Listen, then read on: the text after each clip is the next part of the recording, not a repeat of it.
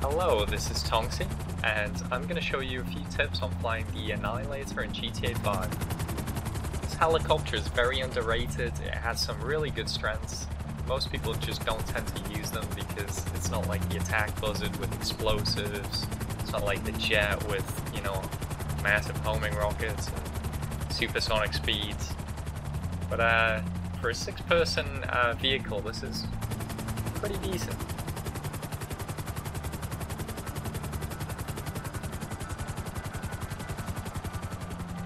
First thing you're going to want to do is switch over to the first person view.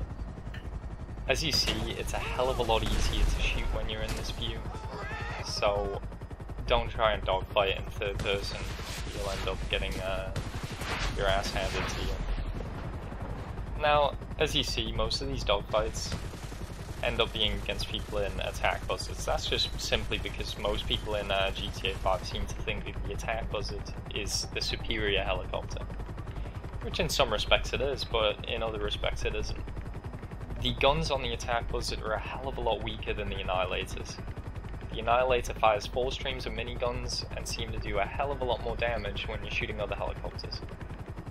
As you see, this guy's already been put on a black smoke, and he doesn't even want to fight at this point, but eventually he turns around and gives it a try. Now, as long as you have your finger on the trigger to move up vertically and you're drifting over the right or the left slightly, you'll have no problem dodging his rockets. And when eventually he gets in close enough to actually do damage on him, as you see in a sec, it's nothing to kill. This demonstrates one of the things that can be annoying fighting attack buzzards in Annihilators, and that's the fact that the attack buzzard is much more maneuverable.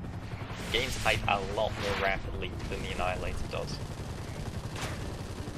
What this means is that you might lose vision with the attack buzzard, so I'd recommend just keeping an eye on the minimap, making sure that he stays in front of you, and keep moving sideways.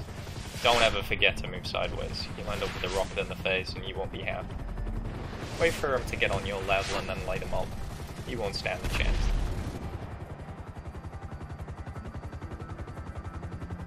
Now this demonstrates the weak points of helicopters. The weak points on helicopters are around the engine and on the tail. If you can manage to get the tail rotor off a helicopter, you'll just go into a spin like this and eventually crash, giving you the kill.